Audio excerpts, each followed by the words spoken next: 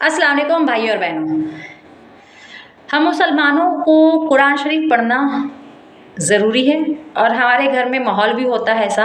हर मुस्लिम घर में ये माहौल होता है कि जब बच्चे और बच्चियां होती हैं उनको कुरान शरीफ ज़रूर पढ़ाया जाता है।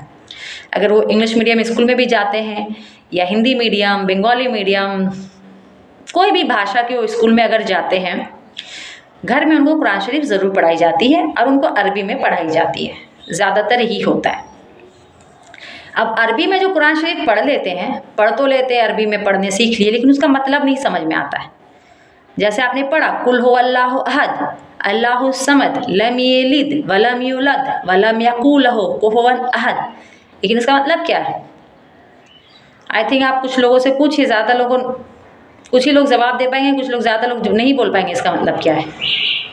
क्यों? क्योंकि उन्होंने अरबी में पढ़ा।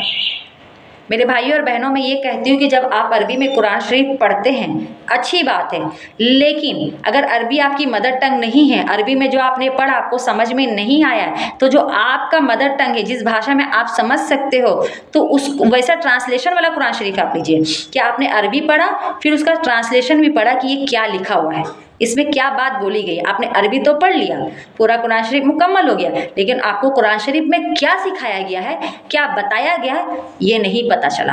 कुरान शरीफ पढ़ाने का मकसद ये होता है कि आपको पता चले कि अल्लाह की इस किताब में अल्लाह ने क्या बोला है। लेकिन अगर आपने अरबी में पढ़ा और अरबी आपकी भाषा नहीं है तो आप तो समझे नहीं।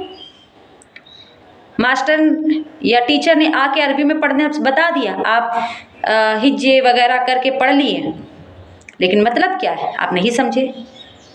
इन शॉर्ट में ये कहना चाहती हूँ कि कुरान शरीफ जब भी पढ़े, आपकी जो मदर टंग है, मातृभाषा क्या बोलते वो, मादरी ज़ुबान, उसमें पढ़ा करिए।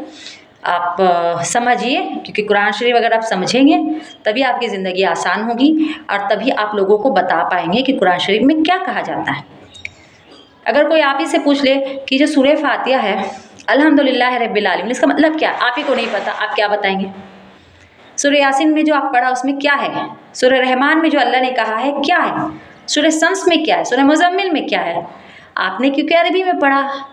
अरबी में पढ़ना बुरी बात नहीं है, मैं अरबी को बुरा नहीं बोल रही हूँ, मैं ये कहना चाहती हूँ अरबी में आप पढ़िए, अच्छी बात है, लेकिन उसके साथ एक ट्रांसलेशन वाली ऐसी आप बुक लीजिए कुरान शरीफ जो अरबी में के साथ आपकी मातृभाषा के साथ, मादरी ज़ुबान के साथ उसका ट्रांसलेशन हो, वैसा वाला लीजिए। और जब भी कुरान शरीफ पढ़िए, अरबी पढ़ने के बाद उसका ट्रांसलेशन भी पढ़िए कि जो आपने ये लाइन पढ़ी, समझो आपने पढ़ा कुल हो अल्लाहु अहद, तो पास में उसका ट्रांसलेशन होना चाहिए कि क्या है वो है, तो आप समझ गए कि इसमें क्या लिखा है, कि कह दो अल्लाह एक है।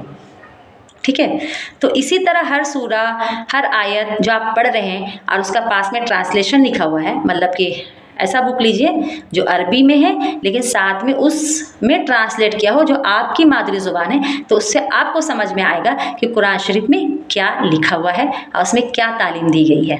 क्योंकि हर मुसलमान को कुरान शरीफ समझ कर पढ़ना चाहिए, क्योंकि अल्लाह की किताब है और ये कुरान शरीफ जो है, इससे पढ़ने से, हमारे इसको समझने से हमारी ज़िंदगी बहुत आसान हो जाती है और हम अपने लिए भी अच्छा कर पाते हैं, अपने समाज के लिए, अपनी सोसाइटी के लिए भी अच्छा कर पाते हैं। तो आपसे जब भी कुरान शरीफ पढ़िए, अरबी के साथ साथ आपकी मादरी ज़ुबान की जो ट्रांसलेशन वाली बुक हो, मतलब मैं ये कहना चाह रही ऐसा बुक लीजिए जिसमें अरबी है, साथ में उसमें उस भाषा में ट्रांसलेट हो जो आपकी मादरी भाषा, आपकी मादरी ज़ुबान हो। ठीक है, तो इससे आपको पढ़ने में आसानी होगी। और कुरान शरीफ रोज़ पढ़ा करें, वक्त नहीं मिलता है, एक ही पेज पढ़ा करें, एक ही रुकू पढ़ा करें, लेकिन ज़रूर पढ़ा करें।